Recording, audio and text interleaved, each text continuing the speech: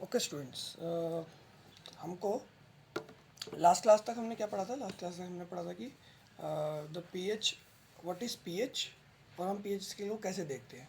ठीक है ना? पीएच क्या है बेटा?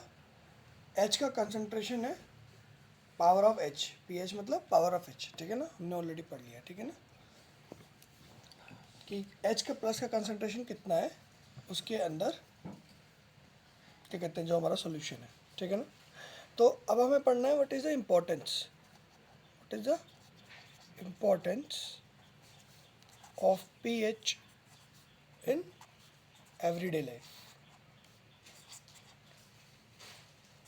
everyday हमारी लाइफ में क्या इंपॉर्टेंस है पीएच की। ठीक है ना? ये देखना है। तो सबसे पहले स्टार्ट करेंगे, क्या प्लांट्स और एनिमल्स पीएच सेंसिटिव होते हैं, ये सोचते हुए। ठीक है ना? इसके बारे में सोचना है कि क्या प्लांट्स और एनिमल्स जो हैं वो पीएच सेंसिटिव होते हैं। ठीक है ना? तो अगर मैं आपको बताऊं, मैं आपको पहले ही बता चुका हूँ, हमारी बॉडी जो रहती है वो पीएच कितने से कितना देखती है? 7 to 7.8। ठीक है ना? 6.8 to 7.8 भी देख सकती है, लेकिन this is the pH range of our body. हमारी बॉडी की ये पीएच रेंज, मतलब अगर इससे ज़्यादा पीएच चला गया, इससे कम पीएच चला गया हमारी बॉडी के अंदर, तो वी कैन डाई। ठीक है ना? हमें 7.8 के बाद हमें ईचिंग होने लग जाएगी, और 8 तक तो वी विल डाई, और ऐसे ही 6.9 पे हमें ईचिंग होने लग जाएगी, और 6.8 पे हम वी विल डाई। ठीक है ना? और ज़्यादातर लिविंग ऑर्गेनिज्म, जो इतने भी जीतने वाले जीव जंतु होते हैं, वो इतनी ही छोटी रेंज के पीएच में ही सर्वाइव कर पाते हैं। ठीक है ना? इससे ज़्यादा बड़ी पीएच रेंज में सर्वाइव नहीं करते हैं वो। ठीक है ना? तो इस बात को थोड़ा ध्यान रखेंगे। ठीक है ना? कि the pH range of our body is this much, and और ये इतनी कम रेंज है, आपको समझ में आ रहा होगा, ये बहुत कम रेंज है। और यही इतनी ही नैरो रेंज रहती है हमारे, क्या कहते हैं, सारे लिविंग ऑर्गेनिज्म की। ठीक है ना? जब पीएच जो रेन वाटर का होता है, one rain water pH, rain water का जो पीएच 5.6 से कम चला जाता है, इज लेस देन 5.6। ठीक है ना? तो क्या होता है बेटा? तो एसिड रेन होती है। Then rain is called as acid rain. ठीक है ना? तो उसे एसिड रेन कहते हैं बेटा। ठीक है ना? अब क्या होती है एसिड रेन, इसके बारे में बात करते हैं। ठीक है ना? जो ये एसिड रेन होती है कैसे बनती है? जो हमारे एटमॉस्फेयर में जितनी भी ये CFC, जो क्लोरोफ्लोरोकार्बन गैसेज होती हैं, ठीक है ना, वो जो रिलीज होती हैं, तो क्लोरोफ्लोरोकार्बन में क्लोरीन होता है हमारे पास। ठीक है ना? और वो क्या होता है? ठीक है ना? वो क्या होता है? वो एटमॉस्फेयर में जाके हाइड्रोजन के साथ मिलकर HCl बनाता है, जो कि एक एसिड है, जिसकी वजह से H+ और Cl नेगेटिव आयन बन जाते हैं एयर में। ठीक है ना? जो कि जो वाटर होता है उसको एसिडिक बना देता है, जो ऊपर आपके पास रेन में जो नीचे आने वाला होता है। तो ये जो प्रोसेस है, ये इस प्रोसेस की वजह से जो होती है रेन होती है, एसिडिक रेन होती है। ये एसिडिक रेन जो होती है, वो अगर हमारे डायरेक्ट मार्बल पे पड़े या कहीं पड़े तो उसके साथ रिएक्ट करेगी, और वहाँ पर क्या हो जाएगा? पैचेस बन जाएंगे। फॉर एग्जांपल, आपका जो ये ताजमहल है, ये किसके बना हुआ है? मार्बल का बना हुआ है। ठीक है ना? यानी ये पूरा कार्बन का बना हुआ है। जब इसके ऊपर एसिड रेन पड़ती है तो ये अलग अलग जगह से रिएक्ट करता है, और रिएक्ट करता है तो वहाँ वैसे वैसे पैचेस बन जाते हैं। ठीक है ना? और ये जो एसिड रेन है, जब ये पानी में जाती है, रिवर में जाती है, तो ये एक्वेटिक लाइफ को भी हमारी डिस्टर्ब करती है। ठीक है ना? एक्वेटिक लाइफ को भी डिस्टर्ब करती है। ठीक है ना? फॉर एग्जाम्पल, कि जैसे मानो कि अब जो मछलियाँ हैं, उनको कितना पीएच चाहिए? उनका भी इतना ही पीएच चाहिए, लगभग 6.5 से लेकर या 6.8 से लेकर 7.8 के बीच में उनको भी पीएच चाहिए। ठीक है ना? और अगर मैं पानी को एसिडिक बना दूंगा तो और उसका पीएच कम हो जाएगा 6 से नीचे, तो उनकी स्किन में इचिंग होनी शुरू हो जाएगी, उनको अच्छा फील नहीं होगा। ऐसे ही हमको भी एसिड रेन में अगर हम डायरेक्ट जाएंगे तो हमें स्किन डिजीज़ हो सकती है कोई। ठीक है ना? और एक इसमें इंफॉर्मेटिव बात यह है कि बाहर के प्लैनेट्स के एटमॉस्फेयर की मैं अगर बात करूं, ठीक है ना, तो वीनस जो है, वीनस का जो वो बना हुआ है, एटमॉस्फेयर बना हुआ है, वो येलो वाइट है पूरा बाहर से, जो कि सल्फ्यूरिक एसिड से बना हुआ है। किससे बना हुआ बेटा? सल्फ्यूरिक एसिड से। वीनस प्लैनेट का एटमॉस्फेयर जो है वो किससे बना हुआ बेटा? सल्फ्यूरिक एसिड से बना हुआ है। ठीक है ना? ठीक है? तो अब अगर आपको लिखना है, ठीक है ना, अपने कॉपी में नोट्स बनाने हैं, तो आप लिखोगे बेटा importance of pH in everyday life, ठीक है ना, इतना लिखोगे आप। उसके बाद पहला लिखोगे importance, sensitiveness of pH in flora and fauna, ठीक है ना, sensitivity of pH in flora and fauna. Flora and fauna means जो भी लिविंग ऑर्गेनिज्म होते हैं उनको फ्लोरा एंड फौना कहते हैं। फ्लोरा जो होते हैं हमारे एनिमल्स होते हैं, फौना जो हो गया हमारा प्लांट्स हो गया, ठीक है ना। तो लिखोगे उसमें आप, उसमें पहला पॉइंट लिखोगे आप, human beings work in the range of 7 to 7.8 pH. Beyond this range, it will be difficult to survive. Beyond this range it will be difficult to survive for human beings, ठीक है ना। तो हमें इतना maintain करके चलना पड़ता है, ये हमारी रेंज रहती है। सेकंड पॉइंट आप लिखोगे, rain water whose pH is less than 5.6 can be miserable for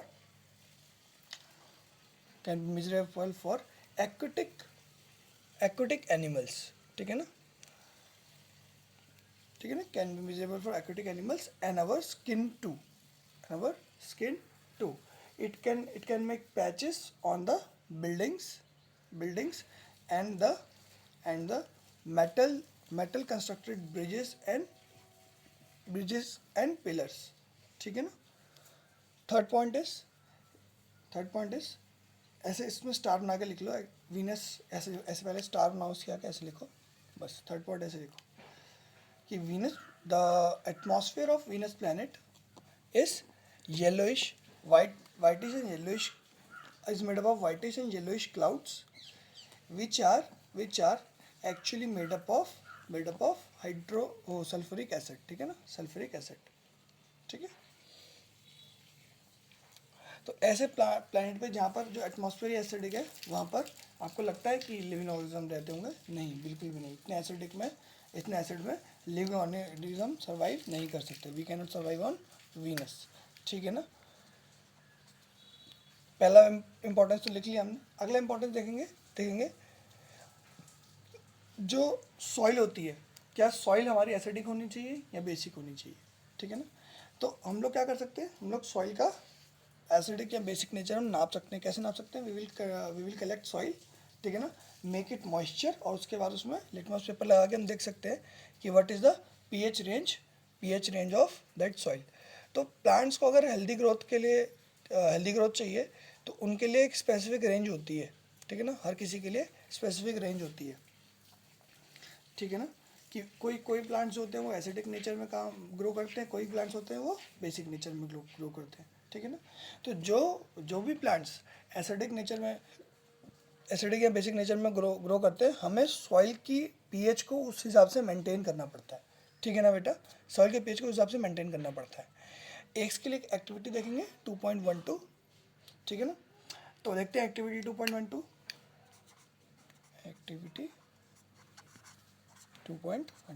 ठीक है ना, इसको पढ़ेंगे मेरे साथ साथ। सबसे पहले क्या करना है आपको, देखो, put about 2 gram of soil in a test tube and add 5 ml water in it. पहले 2 ग्राम आपने क्या किया, आपने क्या लिया, सॉइल ली, एक टेस्ट ट्यूब में डाली और उसमें वाटर ऐड कर दिया, ठीक है ना, उसमें वाटर ऐड कर दिया, ठीक है। तो जब आप उसमें वाटर ऐड करोगे, ठीक है ना, तो वाटर ऐड करने का रीज़न क्या था, तो आपने वाटर ऐड कर दिया। वाटर ऐड करने का ये रीज़न ये था, मैंने आपको पहले भी बताया था कि वाटर ऐड इसलिए करना है क्योंकि आपका लिटमस पेपर जो है वो जब तक वाटर नहीं होगा, उसमें वाटर कंटेंट नहीं होगा, वो इंडिकेट नहीं करेगा। क्या करेगा? इंडिकेट नहीं करेगा। अगर आपका वाटर नहीं होगा तो वो इंडिकेट नहीं करेगा। ये बात समझ में आ रही है बेटा, ठीक है ना। तो हमने उसमें वाटर डाला, ठीक है ना। Filter the content and collect the filtrate in test tube, ठीक है ना। Check the pH of the filtrate with the help of universal indicator paper, ठीक है ना। तो अब आपने क्या करना है, जब आपने अब मिट्टी तो पूरी मॉइस्चर से भर चुकी है, मॉइस्चर खूब आ गया मिट्टी में। अब उसके बाद क्या करेंगे, हम फिल्टर कर लेंगे और मिट्टी को अलग कर लेंगे। इसके बाद इसमें लगाएंगे हम पीएच पेपर, क्यों? क्योंकि अगर गीले में पूरा पीएच पेपर डाल देंगे तो हो सकता है कि उसका कंसंट्रेशन जो है वो एग्जैक्टली मेरे को पता नहीं चल पाए। ऐसा भी होगा ना बेटा। देखो अगर मेरे को पीएच, अगर मैंने उसको डाइल्यूट कर दिया तो हो सकता है उसके पीएच की वैल्यू कम आए, उसमें OH आयन कम आए, ठीक है ना। ज़्यादा अमाउंट ऑफ पानी डाल दोगे तो वो क्या करेगा, वो न्यूट्रल की तरफ जाना शुरू हो जाएगा, तो आपको एक्चुअल जो वैल्यू थी वो तो पता नहीं चलेगी। तो एक्चुअल वैल्यू पता करने के लिए क्या, पहले हमने उसका फिल्ट्रेट निकाला। फिल्ट्रेट मतलब हमने उसको फिल्टर पेपर के थ्रू डाला तो सारी मेरी सॉइल अलग हो गई, पानी अलग हो गया। अब जो सॉइल है वो मॉइस्ट है, मतलब उसमें थोड़ा सा पानी का कंटेंट है, जो कि हेल्प करेगा लिटमस पेपर को कलर शो करने के लिए, ठीक है ना। तो इससे हमें क्या पता चला, इससे हमें जब हम उसमें अपना लिटमस पेपर लगाएंगे तो हमें पता चल जाएगा कि सॉइल एसिडिक है या बेसिक है, ठीक है ना। तो अलग अलग जगह की सॉइल अलग अलग नेचर की हो सकती है, ठीक है ना, अलग अलग नेचर की हो सकती है,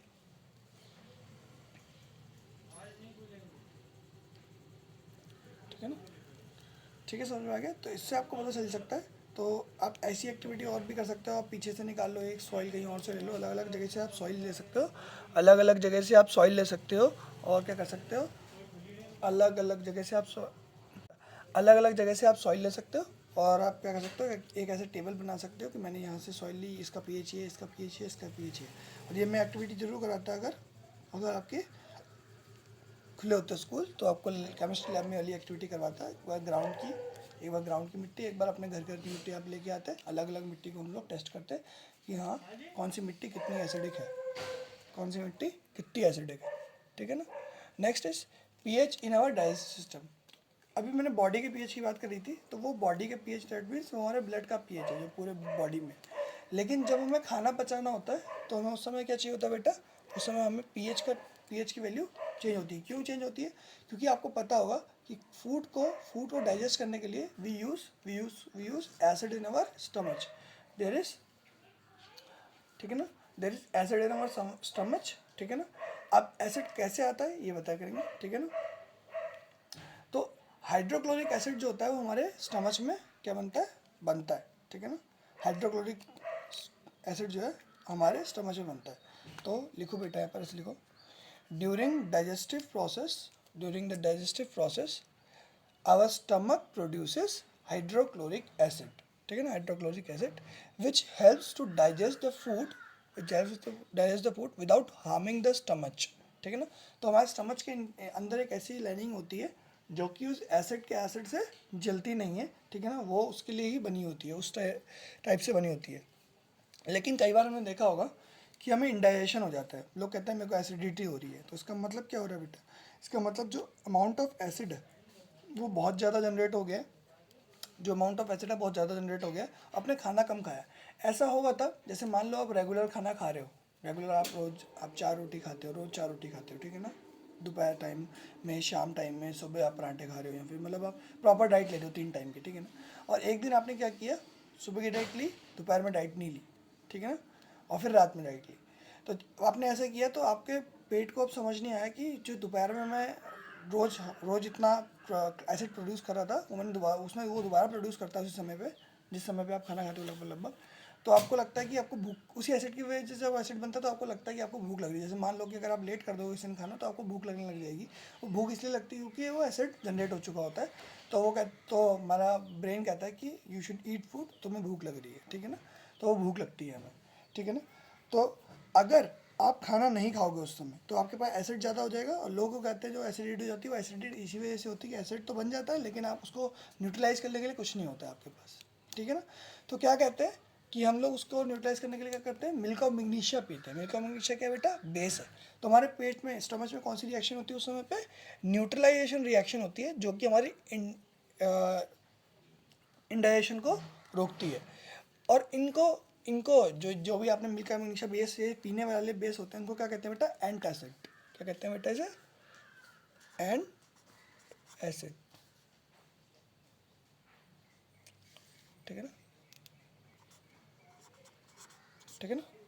इसको कहते हैं लोग एंटासिड कहते हैं, ठीक है ना, इसको कहते हैं एंटासिड। तो बेटा तो बेटा अब आप इसके लिए लिखोगे, इसके लिए आप लिखो, इसके लिए आप लिखो, आपने कितना लिखा था, अवर स्टमच प्रोड्यूस हाइड्रोक्लोरिक एसिड, ठीक है ना। आप इतना लिखोगे कि during the process of digestion और स्टमच प्रोड्यूस हाइड्रोक्लोरिक एसिड, ठीक है ना। Which helps in digestion of food without harming our stomach. इतना लिख लिया था हमने।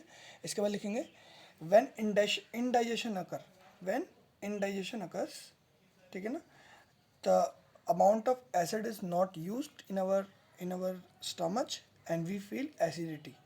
To neutralize it, we have to drink या intake antacid like milk of magnesia, like milk of magnesia। तो milk of magnesia जब हम खाते हैं तो क्या होता है, वहाँ पर न्यूट्रलाइजेशन रिएक्शन होती है, ठीक है ना, वहाँ पर न्यूट्रलाइजेशन रिएक्शन होती है, ठीक है ना। अब पीएच चेंज, अगर पीएच चेंज होगा तो हमारे टूथ डिके भी हो जाता है, ठीक है ना। तीसरा प्रोसेस है pH change can cause tooth decay.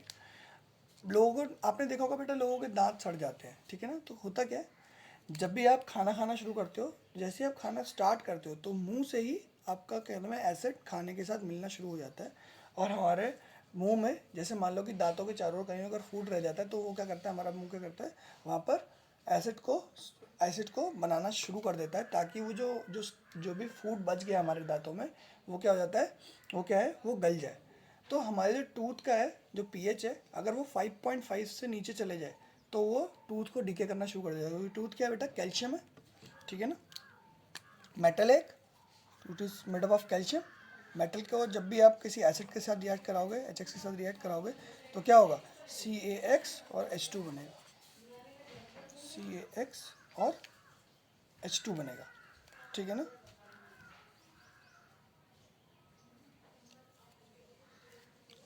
ठीक है ना, CaX और H2 बनेगा, ठीक है ना, ठीक है ना।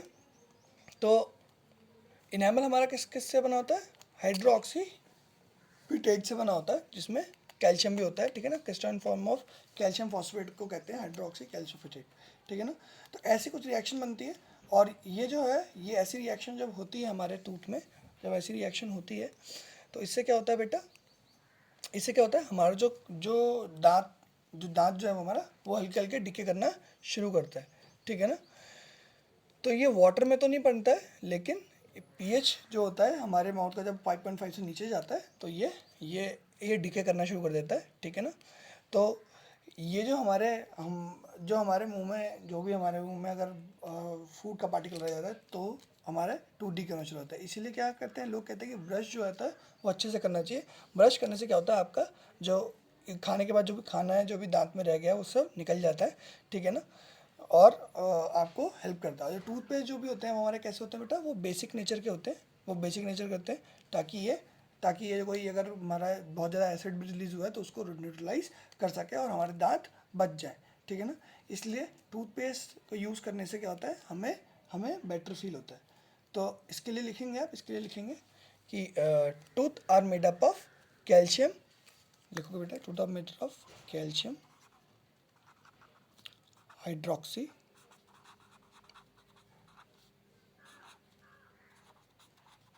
एपेटाइट, ठीक है ना, कैल्शियम हाइड्रोक्सी एपेटाइट, ठीक है ना। ये क्या है, कैल्शियम फॉस्फोरस के साथ मिक्स होके एक कंपाउंड बना हुआ है, उससे बना हुआ है, और ये काफ़ी हार्ड होता है। This is the hardest substance in our body, ठीक है ना। बोन्स वोन्स से भी बहुत ज़्यादा हार्ड होता है, हमारे दांत सबसे ज़्यादा हार्ड होते हैं, ठीक है ना, बोन्स वोन्स से भी ज़्यादा हार्ड होते हैं, ठीक है ना। इतना लिख लिया आपने, ठीक है ना। Our tooth is made up of calcium hydroxy apatite, ठीक है ना। नेक्स्ट लिखो, if the pH of our mouth becomes lower than 5.5, ठीक है ना, when a particle of food is present in between our tooth, ठीक है ना। जब पार्टिकल को कोई फूड का कोई पार्टिकल हमारे टूथ के बीच में बना होता है तो उसका जो pH है वो 5.5 से कम की जाता है, because bacteria in our mouth produces hydrochloric acid which is the cause of decay of our tooth. वो क्या करता है, हमारे टूथ के साथ रिएक्ट करके उसको डिके कर देता है, ठीक है ना। कुछ अलग कंपाउंड बना के, हाइड्रोजन गैस रिलीज करके, ऐसा कुछ करके वो क्या करता है, हमारे टूथ के साथ रिएक्शन करके उसको ख़त्म करना शुरू कर देता है, ठीक है ना। सो लिखोगे फिर, to prevent this we have to brush our teeth with the basic toothpaste, ठीक है ना। तो बेसिक टूथपेस्ट के साथ ब्रश करना होता है अपने टीथ को, ठीक है ना। ओके बेटा, देखते हैं इसके बाद, देखते हैं self defence by plants animal through chemical warfare. क्या होता है, कुछ जो प्लांट्स होते हैं उनके पास टेक्निक होती है अपने आप को बचाने के लिए, और वो क्या करते हैं, वो केमिकल यूज़ करते हैं। उनके मतलब नेचुरल केमिकल होता है उनकी बॉडी में। फॉर एग्जांपल सबसे पहले तो आप देखो मधुमक्खी जो होती है, तो मधुमक्खी जो जो स्टंक मारती है, ठीक है ना, वो कौन से, वो क्या, वो एसिड डालती है। वो जब भी हमें वो इरिटेशन इसलिए होता है हमारी बॉडी में, क्योंकि उसके स्टंक से क्या होता है, एसिड जो होता है हमारी बॉडी के अंदर जाता है और वो हमें पेन और इरिटेशन देता है, ठीक है ना। ठीक है ना, ऐसे ही जो आपकी ये क्या कहते हैं, जो भी क्या नाम है इसको, चींटियाँ होती है, वो भी जब आपको काटती है तो उसमें मिथेनॉइक एसिड जाता है आपकी बॉडी में। वो भी क्या होता है, थोड़ा सा एसिडिक नेचर का होता है, जिससे आपको इरिटेशन महसूस होती है। इसलिए जैसे ही आपको मधुमक्खी काटे तो वहाँ पर अगर आप बेस लगा लो कोई, ठीक है ना, चूना कैल्शियम वैल्शियम लगाते हैं, ठीक है ना, कोई भी ऐसी चीज़ लगाते हैं, ठीक है ना, कैल्शियम की कोई भी जो चूना होता है हमारा, कैल्शियम ऑक्साइड होता है, जो भी होता है, कैल्शियम कार्बोनेट होता है, उसको लगाते हैं। देखा होगा आपने, जब मधुमक्खी काटती है लोग ऐसा करते हैं, वो इसलिए करते हैं ताकि वहाँ पर बेसिक नेचर आ जाए, ठीक है ना, वो एब्जॉर्ब हो जाए और मेरा एसिड जो उसने डाला है हमारी बॉडी में वो न्यूट्रलाइज हो जाए, ठीक है ना। इससे हमारा जो बी के काटे हुए डंक का जो दर्द है वो जल्दी जल्दी चला जाएगा, ठीक है ना। जो जो हमारी मधुमक्खी ने मेरे को काट रखा है उसका डंक से जो भी आपका इरिटेशन हो रहा है, अगर आप बेस लगाओगे उसमें तो वो जल्दी चला जाएगा, ठीक है ना। तो एक एक और लीव्स आती हैं, ठीक है, स्टिंगिंग हेयर वाली लीव्स आती हैं, जिसको आप बिच्छू घास भी कहते हो। वो क्या करती है बेटा, वो मिथेनॉइक एसिड जो हमारे होती है हमारे बॉडी में डाल देती है, और उससे क्या होता है, बर्निंग सी और पेन सा फील होने लगता है हमें। पता होगा अगर आपको बिच्छू घास के बारे में, तो एक तरह की ऐसी घास होती है, ठीक है ना, जिसके पत्ते अगर आपकी बॉडी में लग जाएं तो आपको उसमें क्या होता है, मिथेनॉइक एसिड आपका रिलीज करता है। वो आपकी जिस पार्ट को टच करता है उसमें मिथेनॉइक एसिड को रिलीज कर देता है, और उतने पार्ट में आपको जलन होनी शुरू हो जाती है, उतने पार्ट में आपको जलन होनी शुरू हो जाती है, ठीक है ना। तो तो नेचर नेचर जो करता है वो हमेशा अपने काउंटर कुछ ना कुछ देता है। जैसे जैसे ये वाली स्टिंगिंग हेयर वाली जो आपकी क्या कहते हैं, बिच्छू घास है, मतलब स्टिंगिंग हेयर जो बिच्छू घास है, उसके लिए क्या है, नेटल नेटल नाम की एक और क्या कहते हैं, प्लांट है विच ग्लो, ये वाइल्ड उसमें एरिया में ग्रो करता है, ठीक है ना, ठीक है ना। ये भी ऐसा ही है, जब भी आप इसको टच करोगे तो आपको क्या करेगा, आप इसको जब मतलब इसको तोड़ने की कोशिश करोगे या इसको टच कर लोगे तो ये क्या करेगा, आपको ऐसा ही पेन प्रोवाइड कराएगा, ठीक है ना। तो और ये क्यों होता है, क्योंकि इसमें मिथेनॉइक एसिड रिलीज होता है, ठीक है ना। सबसे ईजी है कि सबसे है कि इसके ईजी रेमेडी है कि इस एरिया को कौन से डॉग प्लांट की लीव से, डॉग प्लांट एक प्लांट आता है, ठीक है ना, उसकी उसकी पत्ती से उस एरिया को रगड़ो तो वो सही हो जाता है, ठीक है ना। इसके जस्ट जो ये वाली नेटल वाली जो लीव है, इसके जस्ट बगल में ही ग्रो करती है। हमेशा ऐसा होता है कि इसके आसपास पक्का ही ग्रो हो रही होती है। तो अगर कभी आप इसको गलती छू लो तो उसके बगल में डॉग प्लांट होता है, उसकी लीव से अगर आप क्या कहते हैं अपने आप को हाथ को रगड़ लोगे, उस जगह को रगड़ लोगे तो आपको पेन नहीं होगा। तो क्या होता है, उसके पास एसिड होता है, उसके बाद बेस होता है, और वो आपस में न्यूट्रलाइज कर देते हैं उसको, जो भी उसने एसिड रिलीज करती है, ठीक है ना, ठीक है ना। तो ऐसी कोई भी अगर आपको स्टिंग लग जाए तो क्या करते हो आप, देखो ऐसे चूना लगाते हो, ये सब करते हो, तो ये जो आप खुद भी जो भी काम कर रहे हो, ये सारे के सारे काम क्या कर रहे हो आप, न्यूट्रलाइजेशन के ही काम कर रहे हो, ठीक है ना। तो आपने क्या किया, हमेशा न्यूट्रलाइजेशन ही किया है जब भी आपने किया है, ठीक है ना, ठीक है ना, जब भी आपने किया है। तो जो मैंने आपको इंटेक्स के क्वेश्चन करने के लिए कहा था, एक बार 6 क्वेश्चंस करने के लिए कहा था, क्या वो डिस्कस करे थे क्लास में आपसे, ठीक है ना। अभी आपके पास इस पेज पे, कौन सा पेज है ये, पेज नंबर 28 पे 4 क्वेश्चंस दिए हुए हैं, इंटेक्स क्वेश्चन, ठीक है ना, जो आपको करने हैं, एज अ होमवर्क करने हैं, ठीक है ना, ठीक है ना। ये आप होमवर्क में करोगे, ठीक है ना, ये आप होमवर्क में करोगे, और मैं आपसे आज वो 6 क्वेश्चंस जो पहले मैंने दिए थे वो डिस्कस करूँगा बचे हुए, ठीक है ना। तो वो क्वेश्चंस को डिस्कस करते हैं पहले, ठीक है ना। पहला क्वेश्चन है, why do HCl HNO3 etcetera show acidic character in aqueous solution while solutions of compound like alcohol glucose do not show acidic character, ठीक है ना। ऐसा क्यों बोला, क्योंकि पहले का रीज़न क्या है, क्योंकि HCl HNO3 ये जो भी हैं, जब भी ये वाटर में मिक्स होते हैं तो क्या होता है बेटा, पहले का आंसर क्या है, जब भी ये वाटर में मिक्स होते हैं तो क्या होता है, H+ आयन रिलीज होती है, ठीक है ना, ठीक है ना। जबकि आप ग्लूकोज और जैसे कि आप अल्कोहल उसमें डालो तो आपकी H प्लस आयन रिलीज नहीं होती है, ठीक है ना, आपकी H प्लस आयन रिलीज नहीं होती है। इसलिए इनका नेचर कैसा है, एसिडिक है, और उनका नेचर एसिडिक नहीं है, ठीक है ना। पहले का आंसर ये हो गया। सेकंड क्वेश्चन का क्वेश्चन है, why does an aqueous solution of an acid conduct electricity. क्यों करता है बेटा इलेक्ट्रिसिटी कंडक्ट, क्योंकि उसमें क्या होते हैं बेटा, आयंस होते हैं। कल भी मैंने डिस्कस किया था, ये क्वेश्चन मुझसे किसी ने पूछा था, ठीक है ना, जब क्लास हुई थी मैंने क्वेश्चन डिस्कस किया था कि H प्लस और Cl नेगेटिव, ठीक है ना, ऐसे करके आयंस उसमें प्रोड्यूस हो जाते हैं, जिसकी वजह से क्या होता है, फ्लो ऑफ करंट जो होता है वो ईजी हो जाता है, ठीक है ना। तो इसलिए आपका सोल्यूशन ऑफ एसिड जो है वो कंडक्ट करता है इलेक्ट्रिसिटी को, ठीक है ना। थर्ड क्वेश्चन क्या है बेटा, third question is why does dry HCl gas do not change colour of dry litmus paper. जैसे मैंने आपको बताया था कि लिटमस पेपर को अपना कलर चेंज करने के लिए मॉइस्चर चाहिए होता है, ठीक है ना। अगर आप सिर्फ गैस डालोगे HCl की तो वो उसका कलर चेंज नहीं करेगा, वो नहीं बता पाएगा कि एसिडिक है नहीं, क्योंकि उसके पास उसको आयंस तो मिले ही नहीं, H प्लस के आयन तो उसको मिले ही नहीं, क्योंकि ड्राई गैस में वाटर मॉइस्चर कंटेंट नहीं है, तो उसमें H प्लस के आयंस कैसे आएंगे, तो पूरा HCl आ रहा है उसके पास, तो HCl के साथ तो वो कोई भी कलर चेंज नहीं करता, वो H प्लस के आयंस की वजह से चेंज करता है। इसलिए हमें अगर अपने लिटमस पेपर का कलर चेंज कराना है तो उसमें मॉइस्चर कंटेंट जरूर होना चाहिए। इसीलिए मैंने सॉइल को पहले पानी में डाल के मॉइस्चर कंटेंट में उसको मॉइस्चर कंटेंट दिलवाया था, उसको क्या किया था बेटा, गीला किया था, ठीक है ना। एक बार वो मॉइस्ट होगी उसके बाद उस पर लिटमस पेपर लगाओगे तो वो काम करना शुरू करेगा। ऐसे सिंपल आप क्या कहते हैं, जाओगे मिट्टी डालोगे उसमें तो उसका कलर चेंज नहीं होगा, लिटमस पेपर का कलर चेंज नहीं होगा जब तक वो गीली नहीं होगी मिट्टी, ठीक है ना। तो जो गीले होने के बाद जो H प्लस आयंस आ जाते हैं उसकी वजह से कलर आता है उसमें, ठीक है ना, उसकी वजह से आपका लिटमस पेपर का कलर चेंज होता है। Next is while diluting an acid, जब भी हम एसिड को डाइल्यूट करते हैं, why it is recommended to that acid should be added in water not water in acid. ये मैंने आपको बताया, ये बात मैं ऑलरेडी बता चुका हूँ। क्यों करते हैं बेटा ऐड, ताकि जो आपकी हीट है जो लिबरेट हो रही है वो बहुत कम हो, लिबरेट हीट, ठीक है ना, बहुत ज़्यादा हीट लिबरेट ना हो, ठीक है ना, और बूंद बूंद करके डाला जाता है, ठीक है ना, पानी में एसिड को, ठीक है ना, और उसको बार बार स्टिर भी किया जाता है ताकि जो आपकी हीट प्रोड्यूस होती है वो इवनली डिस्ट्रीब्यूट होती जाए और वो आपके ग्लास को ब्रेक ना करे, ठीक है ना। तो क्योंकि अब ऐसे लिखोगे, because adding water into acid is an exothermic reaction and it can cause even blast if we add water in acid, ठीक है ना, लेकिन अगर एसिड में वाटर डालेंगे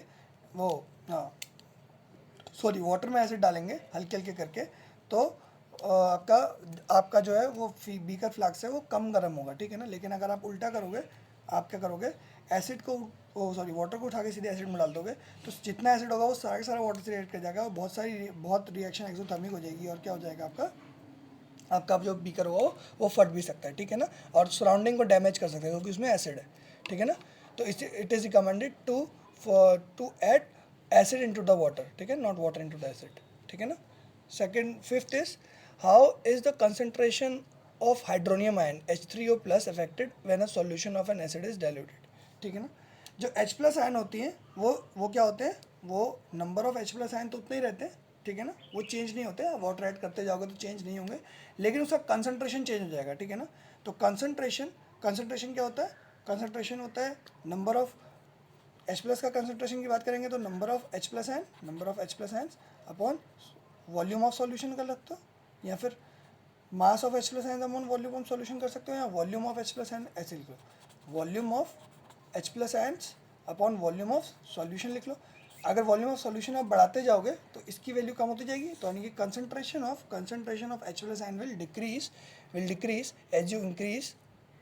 as you increase the content of water, that is as you dilute the solution, the concentration of H plus ion will decrease, ठीक है ना, ऐसे इफेक्ट होती है। Sixth is how is concentration of hydroxide ion affected when excess of base is dissolve in the solution of sodium hydroxide. Already OH ions होते हैं, ठीक है ना, बेस में, ठीक है ना, अगर उसमें और बेस मिलाऊंगा यानी कि OH आयंस मैं और मिला दूंगा तो अगर OH आयन बढ़ जाएंगे यानी कि कंसंट्रेशन ऑफ OH आयंस क्या हो जाएगा, volume of OH ions upon volume of solution, ठीक है ना। अगर आप OH आयन और मिलाओगे तो इसका तो कंटेंट बढ़ेगा, इसका भी कंटेंट बढ़ेगा, लेकिन इसका भी कंटेंट बढ़ेगा, दोनों का कंटेंट बढ़ने की वजह से क्या होगा, OH का कंसंट्रेशन क्या होगा, वो इंक्रीज कर जाएगा, ठीक है ना, क्योंकि अब प्योर आप ओ एच आयंस मिला रहे हो, ठीक है ना उसमें, इसलिए उसका इंक्रीज, उसका क्या होगा, ओवरऑल कंसंट्रेशन इंक्रीज होगा, क्योंकि आप हाईली कंसनट्रेटेड उसमें क्या कहते हो बेस डाल रहे हो, ठीक है ना। ठीक है बेटा, ये 6 क्वेश्चंस थे जो आपको मैंने डिस्कस करे, ठीक है ना, ये इसके आप आंसर्स लिख लोगे आप, ठीक है ना, वीडियो को बार बार चला के आप आंसर आराम से लिख लेना।